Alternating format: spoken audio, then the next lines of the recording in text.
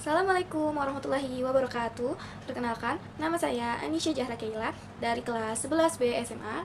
Di sini saya ingin menjelaskan tentang mekanisme pembekuan darah. Oke, mekanisme pembekuan darah atau koagulasi adalah proses alami tubuh untuk menghentikan pendarahan akibat luka atau cedera, melibatkan trombosit, faktor koagulasi, dan fibrin.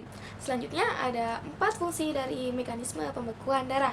Yang pertama itu ada menghentikan pendarahan yang berlebihan ketika terjadi luka pada pembuluh darah sehingga tubuh tidak kehilangan terlalu banyak. Dan yang kedua ada melindungi tubuh dari kehilangan darah. Dan yang ketiga ada memulai proses pemulihan. Dan yang terakhir, yang keempat, itu ada melindungi dari infeksi. Di sini ada 5 langkah-langkah mekanisme pembekuan darah. Pertama, penyempitan pembuluh darah atau vasokonstriksi. Saat pembuluh darah terluka, otot polos pada dinding pembuluh darah akan berkontraksi untuk mempersempit area tersebut, sehingga mengurangi jumlah darah yang keluar. Kedua, pembentukan sumbatan trombosit.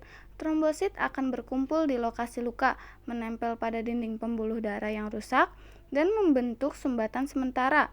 Trombosit juga akan melepaskan zat kimia untuk menarik lebih banyak trombosit ke area tersebut. Ketiga, aktivasi faktor pembekuan dan pembentukan bekuan fibrin.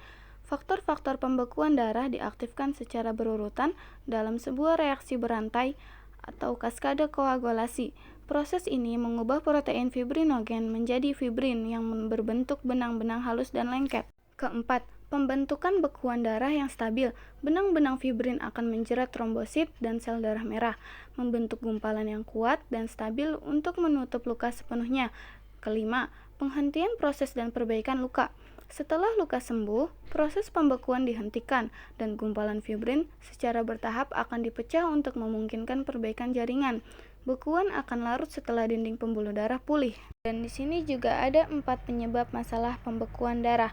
Pertama, cedera. Luka atau cedera fisik dapat memicu pembekuan darah. Kedua, masalah aliran darah.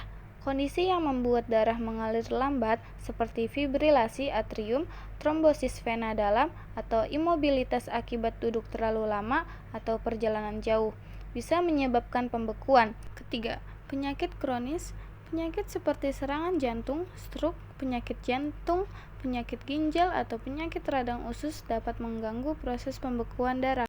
Keempat, kelainan bawaan. Penyakit genetik seperti hemofilia atau trombofilia dapat menyebabkan masalah pembekuan. Sekian video dari saya. Wassalamualaikum warahmatullahi wabarakatuh.